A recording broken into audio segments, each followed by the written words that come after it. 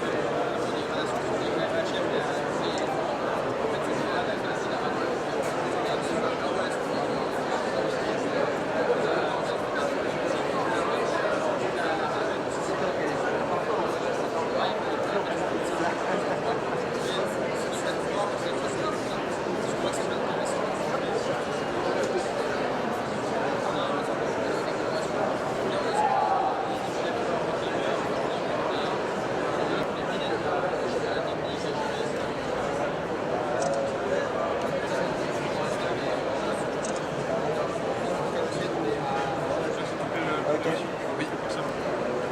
Ouais, c'est bien fait. Hein.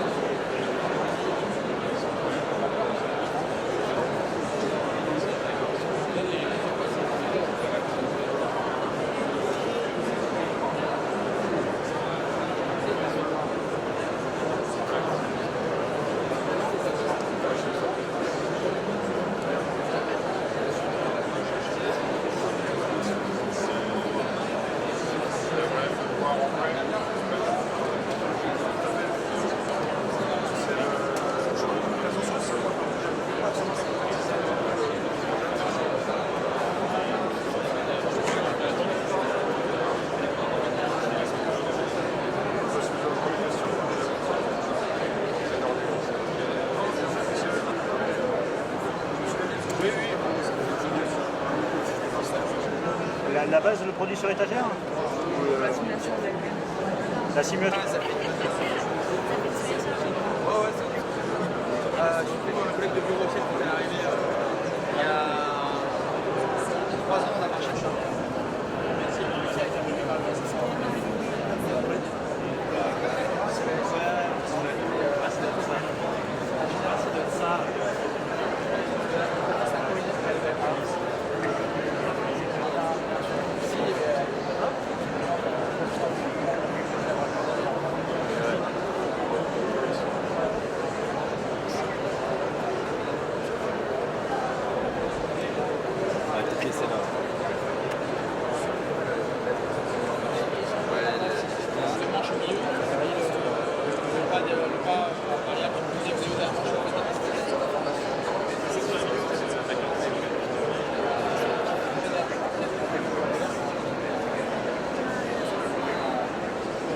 Bonjour, je suis le commandant Frédéric. Alors je suis du centre d'expertise aérienne militaire à Mont-de-Marsan et nous présentons ici sur le stand le projet de simulation massive en réseau. Alors ici on présente une simulation qui est une simulation simplifiée. C'est une solution qui profite des opportunités offertes par les technologies du jeu vidéo, mais que l'on utilise ici pour préparer les gens à s'entraîner et à travailler ensemble sur des missions complexes et qui impliquent beaucoup d'acteurs. Là, aujourd'hui, on a le Mirage 2000D et un début de CASA 235. Ce qu'il faut savoir, c'est que la partie, au niveau du logiciel, la partie des avions représentés est actuellement en cours de développement et on va très bientôt, très prochainement avoir également Mirage 2000-5, Rafale, A400M et bien sûr aussi les hélicoptères Fennec, Caracal, voilà un petit peu. Donc on va vraiment avoir tous nos équipements, tous nos aéronefs qui seront représentés sur cette solution de simulation. Alors on utilise effectivement les technologies de réalité virtuelle dans ces dispositifs. Alors comme vous pourrez le voir sur les cabines, on utilise également les écrans. En fait, une logique très importante dans le projet, c'est de présenter une solution qui présente un coût économique maîtrisé, plutôt très bas, et on cherche à vraiment, comme on utilise finalement des écrans de télé et puis des casques de réalité virtuelle qui sont finalement les mêmes qu'utilisent des joueurs qui sont donc peu coûteux, on utilise les deux technologies et c'est en fonction de l'entraînement que l'on veut faire, des objectifs pédagogiques que l'on veut atteindre, qu'on va utiliser un écran ou une immersion totale en 3 dimensions. Déjà, ce qu'il faut bien voir, c'est que ce type de moyen vient en complément des autres moyens que l'on a pour s'entraîner, les vrais aéronefs et les simulateurs de haute fidélité.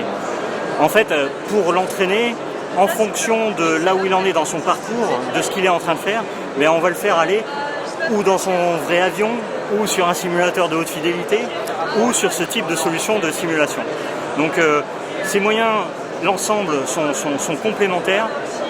Et bon, pour parler un petit peu plus du projet qui est présenté ici, ce que l'on cherche à faire travailler ici, c'est le cerveau et le collectif. Donc l'entraînement tactique collectif avec tous les acteurs ensemble.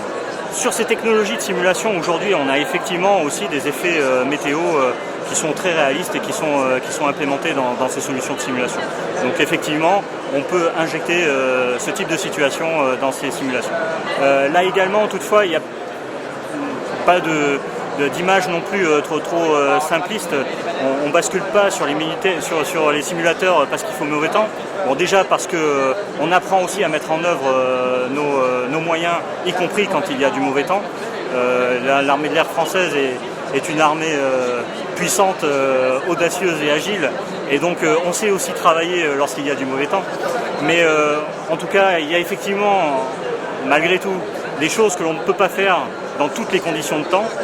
Et effectivement, les moyens de simulation peuvent être à un moment donné un moyen qu'on va exploiter lorsqu'on est confronté à ces situations. Alors, ces moyens-là, on commence tout juste à les déployer. Là, les cabines qui sont présentées sur le forum sont les 3 premières cabines de série. Ce mois-ci viennent tout juste d'être livrées les premières cabines sur les bases de Nancy, Orange et Orléans.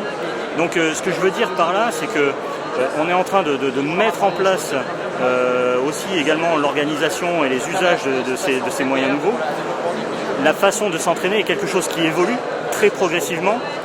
Et ce que vous évoquiez, je dirais plutôt que dans le futur, on pourrait plutôt avoir des situations où des conditions météorologiques vont nous amener à peut-être 1 ou 2 acteurs d'une grosse mission, d'un gros exercice, à les voir basculer sur un moyen de simulation pour quand même s'entraîner avec des avions réels.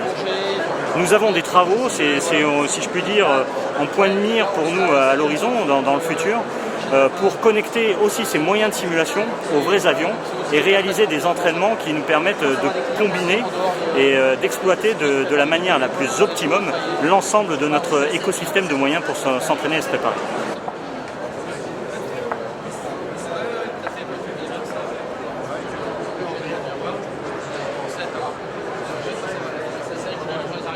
On arrive à